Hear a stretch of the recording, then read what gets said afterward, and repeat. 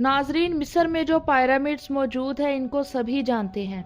इनमें बहुत से राज पाए जाते हैं। आज से 4500 साल पहले ये पिरामिड्स मिस्र के बादशाहों ने बनवाए थे, लेकिन मिस्र की सरजमीन से कुछ खुफिया कमरे भी दरियाफ्त हुए हैं जिसने माहिरीन को हैरान कर दिया है।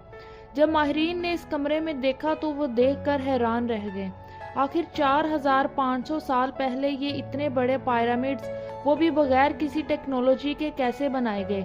इस कमरे में ऐसी ऐसी चीजें भी दरियाफ्त हुई हैं जिसने माहिरीन को रिसर्च करने पर मजबूर कर दिया है।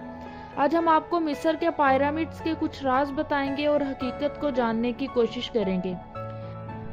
रेड सी के पास एक छोटा सा इलाका है जिसको वादी जराफ कहा जाता है।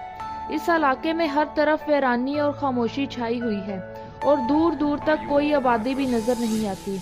यहाँ इस इलाके में रेत के टेलों के अलावा कुछ भी नहीं है।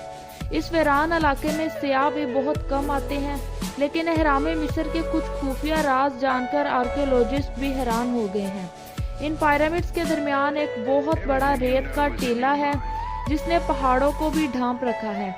माहिरीन को इस रेत के टीले के नीचे कुछ खुफिया कमरे भी मिले हैं जिन्हें पत्थरों को काट कर बहुत महारत के साथ बनाया गया है, और इसको बनाने के बाद इनके आगे बहुत बड़े और भारी पत्थर भी लगा दिए गए हैं। आखिर इन कमरों में ऐसा क्या मौजूद है जो 4500 साल पहले दुनिया से छुपाया गया था? ऐसे कौन से राज हैं जिनको हमेशा के लिए राज रखने का ही फैसला किया गया था? जब इन खुफिया कमरों के आगे से पत्थरों को हटाया गया तो अंदर के मुनाजिर देखकर सब हैरान रह गए। वैसे तो मिस्र का हर कोना अपने अंदर बेशुमार राज छुपाए हुए हैं। मिस्र में टोटल 118 पिरामिड्स दरियाफ्त हो चुके हैं। एक्सपर्ट्स का कहना है कि अभी तो मिस्र के बहुत से पिरामिड्स रेत के टीलों के नीचे दफन हो गए हैं। मिस्र में बहुत से पिरामिड्स मौजूद हैं, लेकिन खुफू नामी फिरौन का पिरामिड बहुत से हवालों से मशहूर है। ये पिरामिड 480 फीट ऊंचा है। इसके बराबर में ही एक और पिरामिड मौजूद है जो किंग खुफू के बेटे किंग काफ्रे ने अपने दौर में बनवाया था। हर एक पिरामिड को बनाने में तकरीबन 25 लाख पत्थरों का इस्तेमाल किया गया है, और ये पत्थर भी बहुत भारी होते हैं। इन पत्थरों को बगैर किसी मशीन के काटना बहुत मुश्किल काम होता है, और आज से 4500 साल पहले इन पत्थरों को सीधा और बराबर काटना, और वो भी बगैर किसी टेक्नोलॉजी के, बहुत ही ज्यादा मुश्किल काम था। इन भारी पत्थरों को उस जमाने में 480 फीट ऊंचा कैसे लेकर जाया गया? एक्सपर्ट्स को इन पिरामिड्स पर काम करते हुए काफी अरसा गुजर चुका है और इनको बहुत से राज भी मालूम हो चुके हैं, लेकिन आज तक वो ये ना जान सके कि इन पिरामिड्स को आखिर कैसे तामीर किया गया और इनको बनाने में कितना वक्त लगा होगा। जब 1798 में फ्रांसीसी सरबराह मिस्र पर हमला किया था, तब आधे से ज्यादा मुजस्मे और पिरामिड्स रेत के नीचे थे, और ये वो वक्त था जब पिरामिड्स के राज दुनिया के सामने खुलने लगे। इसके बाद आहिस्ता आहिस्ता जदीद दुनिया पिरामिड्स के राज से आगाह होने लगी और हैरत में डूबती गई। सबसे पहले रिसर्चर्स को किंग काफ्रे के वर्कर्स के ढांचे मिले जिन्होंने किंग काफ्रे के पिरामिड्स को बनाया था, क्योंकि जो लोग पिरामिड्स बनाते थे इनको पिरामिड्स के साथ ही दफन किया जाता था।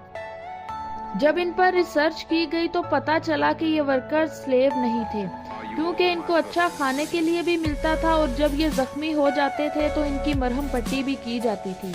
किंग काफ्रे के वालिद के इंतकाल के बाद ये जगह काफी अरसा तक लुटेरों और डाकुओं के पास रही थी, जिसकी वजह से ना तो किंग खुफू की कोई मम्मी मिली और ना ही कोई स्टैचू वगैरह मिला था। दूसरे बादशाहों के या तो स्टैचू मिल जाते हैं या इनकी मम्मी, लेकिन वक्त की तबाही ने किंग खुफू का नामो निशान ही मिटा दिया। इनकी जिंदगी और पिरामिड्स के राज को जानने के लिए बेहद जरूरी था कि गिजा से बाहर निकलकर एक्सपर्ट्स को मालूमात और इन्वेस्टिगेशन करनी चाहिए। पिरामिड साइट से 200 किलोमीटर की दूरी पर रेड सी मौजूद है। माहिरीन को रेड सी पर एक पुराना सी पोर्ट मिला था। इस पोर्ट पर शक था कि ये पोर्ट किंग खुफू के दौर में ही इस्तेमाल हुआ था। समंदर के पास मौजूद ये स्ट्रक्चर बहुत ही खराब हालत में मिला था।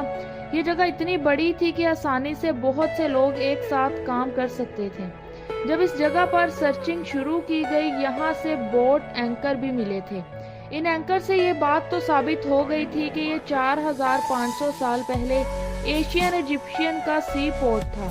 اگر یہ ایجپشین کا سی پورٹ تھا تو اس میں سمندر میں چلنے والی کشتیاں بھی کہیں آس پاس ہی ہوں گی، یا ان کے ٹکڑے وغیرہ تو اس کے پاس ملنے ہی چاہیے۔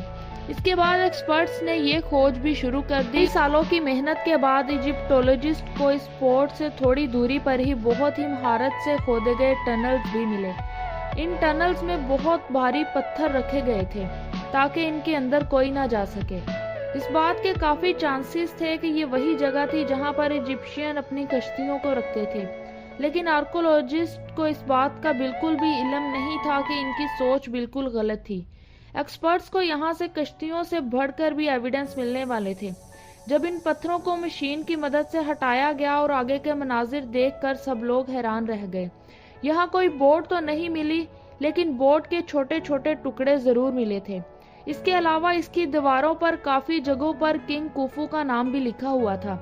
اس وقت کے ورکرز جب کام کرتے تھے تو وہ کام کرنے کے بعد دیواروں پر اپنے کنگ کا نام بھی لکھ دیتے تھے، جس سے یہ بات بھی پتہ چلتی ہے کہ یہ ٹنلز 4500 سال پہلے ہی بنائے گئے ہیں۔ پرانے زمانے کے لوگ اپنے بادشاہوں کو ہی اپنا خدا سمجھتے تھے۔ ماہرین کو ایک بھاری پتھر کے نیچے سے بہت ہی خستہ حالت میں پپائرس بھی ملا تھا۔ پپائرس ایک موٹا کاغذ ہوتا ہے۔ اس زمانے میں بادشاہ اپنی کاغذی کارروائی کے لیے اسی کا ہی استعمال کرتے تھے، اور اب ایجپشین کو بہت امپورٹنٹ ڈاکومنٹ بھی مل چکا تھا۔ اس ڈاکومنٹ کو جوڑنے میں اور اس کے مطلب کو سمجھنے میں کئی سال لگ گئے۔ اس پپائرس کو لکھنے والا کنگ کوفو کا سپروائزر تھا، جس کا نام مرر تھا۔ یہ ایک ریکارڈ بک تھی جس میں سپروائزر اپنے 40 ورکرز کے ساتھ جو بھی کام کرتا تھا اس بک میں ضرور لکھتا تھا۔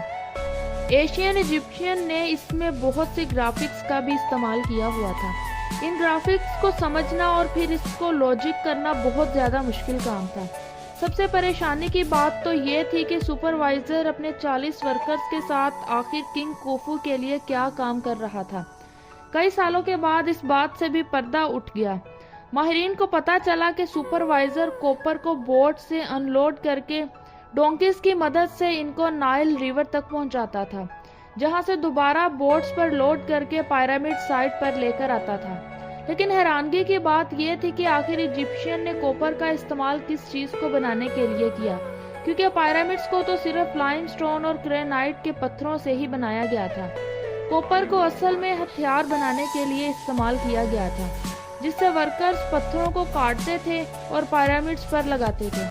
ایکسپرٹس کا ماننا ہے کہ ایشین ایجپٹ ایک ہی وقت میں اتنا کوپر لے آتے تھے کہ انہیں تقریباً 2 سال تک کوپر کی دوبارہ ضرورت نہیں پڑتی تھی۔ آخر اتنے بڑے پتھروں کو اتنی اونچائی تک کیسے لے کر جاتے تھے؟ بدقسمتی سے ایسا کوئی سراغ نہ مل سکا جس سے یہ پتہ لگایا جا سکے۔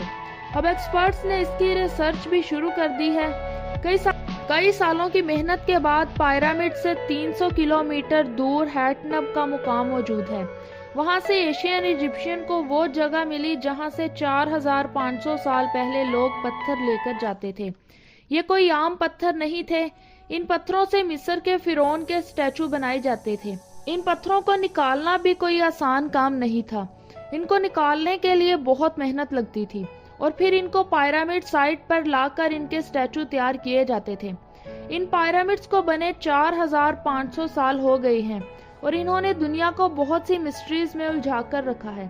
اگر ایکسپرٹس ایک مسٹری کو سولو کرتے ہیں تو دوسری مسٹری خود بخود ہی نکل آتی ہے۔